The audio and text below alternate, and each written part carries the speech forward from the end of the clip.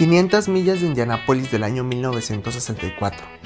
Esta fue una de esas carreras peculiares por las situaciones que solo se podían dar en una época completamente diferente del automovilismo. Los pilotos eran una ensalada de muchas categorías, por lo que la parrilla la compusieron algunas de las leyendas del deporte estadounidense como A.J. Foyt y Dan Gurney, con las leyendas propias de la Fórmula 1 como Graham Hill y Jim Clark. Hasta Pedro Rodríguez se presentó a las sesiones de clasificación. En esos momentos, todavía no estaba claro cómo debían ser los monoplazas que competían en las 500 millas de Indianápolis. El debate básicamente consistía en dónde debería ir el motor del coche, atrás o adelante. Actualmente ya conocemos la respuesta, puesto que hasta nos hemos acostumbrado a la disposición trasera de la unidad de potencia en la IndyCar. Pero en esa época no lo tenían muy claro. De hecho, spoiler, la pole position de esa edición de las 500 millas de Indianápolis se la llevó un coche con motor posterior, pero la victoria terminó en manos de una máquina con motor frontal. Pero volviendo a la clasificación, imagínate estar viendo el último día de la clasificación de la Indy 500 de 1964, y entre toda esa variedad que comentamos, aparece esto. No sé cómo explicarlo bien. Básicamente parece un chasis convencional separado del piloto en una cápsula. El creador del coche lo llamó coche cápsula, pero es mejor conocido como el sidecar. ¿Y quién podría ser el diseñador de una máquina tan disparatada como el sidecar? Pues este sujeto no era ningún desconocido en los Estados Unidos. Smokey Yunick era uno de los mecánicos más famosos de lo que hoy conocemos como la NASCAR Cup Series. Y viniendo de él, se esperaba lo que sea, menos algo convencional o legal quizá. Conocido por algunos como un innovador y por otros muchos como un tramposo, Smokey fue famoso en los inicios de la NASCAR como el mecánico más creativo de la categoría, siempre buscando explotar las áreas grises del reglamento, el cual básicamente fue redactado alrededor de él, gracias a las modificaciones que se le hicieron cada vez que se descubría uno de sus famosos trucos. Aunque también contribuyó al crecimiento de la competición, gracias a sus colaboraciones con algunos fabricantes para diseñar motores competitivos.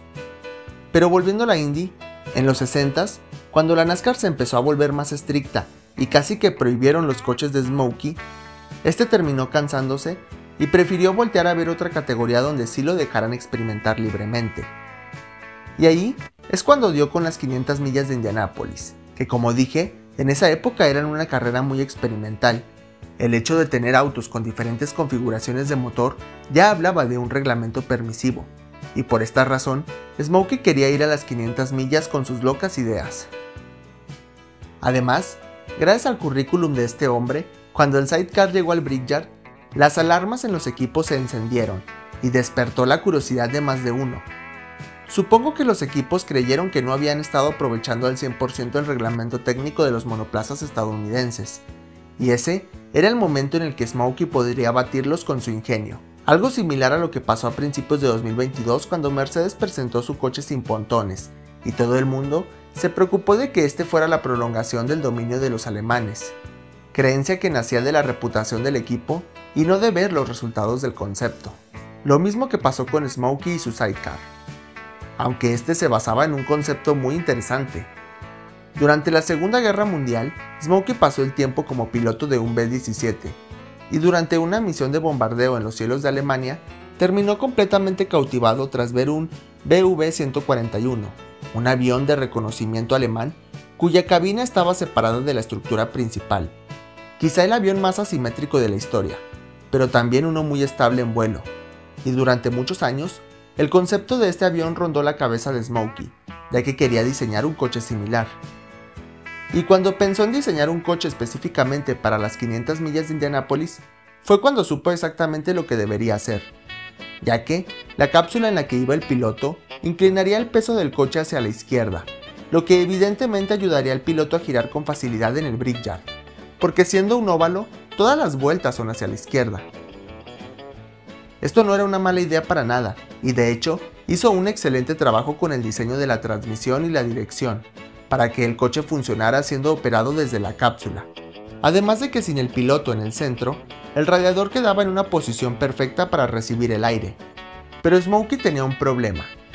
no tenía mucho dinero para crear su monoplaza y llevarlo a Indianápolis, por lo que tuvo que reducir costos en muchas partes de su coche, como su suspensión trasera, para la cual recurrió a un casi obsoleto diseño con tubo de Dion, lo que significa que no era una suspensión totalmente independiente, pero tampoco era rígida. Y ni hablar de sus frenos de tambor heredados de un Pontiac Tempest de 1963.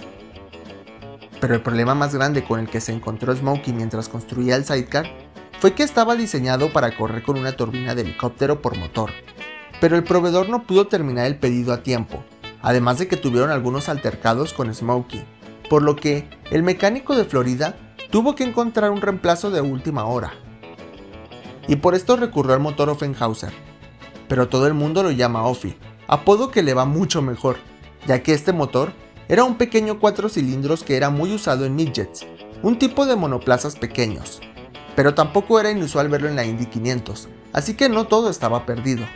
Para pilotarlo, quería un piloto experimentado, pero no necesitaba un hombre épico al volante de su inusual coche, y por esto recurrió a Bobby Jones, un piloto de NASCAR que, para ese momento, había competido en más de 140 carreras y tenía 2 victorias en su casillero.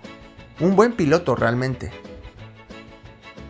Pero lamentablemente, llegando a la gran carrera, el sidecar no se pudo comportar de forma consistente en pista durante las prácticas, y por eso, Smokey trabajó en él incluso durante la clasificación.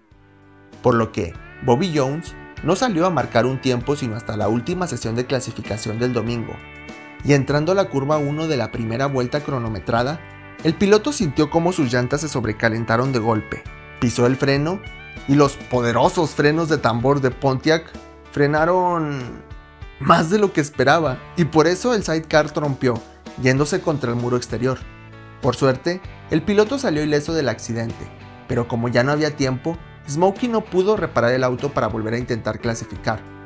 Por esta razón, en su momento el sidecar pasó muy desapercibido de los medios de comunicación, ya que al no clasificar, tuvo que abstenerse de participar en la carrera. Aunque Smokey no pensaba rendirse después de eso, estaba seguro de que en un año podía mejorar su coche, el cual realmente se había presentado incompleto a la clasificación de las 500 millas en 1964. Pero para mala suerte de Smokey, su extravagante máquina fue prohibida para participar en 1965. Ahora, lo que realmente sorprende es que nadie quería prohibir el sidecar. El coche había sido tan poco competitivo que daba igual si volvía a participar, pero todo fue una coincidencia, ya que la categoría quería prohibir los coches con turbina, y por eso pusieron la regla de que el chasis del monoplaza no podía ser más ancho que la línea interior de las ruedas, lo cual indirectamente prohibió el sidecar, porque obviamente la cápsula del piloto rebasaba la línea interior de los neumáticos, era algo necesario para el concepto del coche. Y por esta razón, el sidecar no volvió a aparecer en Indianápolis, y unos años más tarde, Smokey entregó el coche al Museo del Salón de la Fama en Indianapolis Motor Speedway.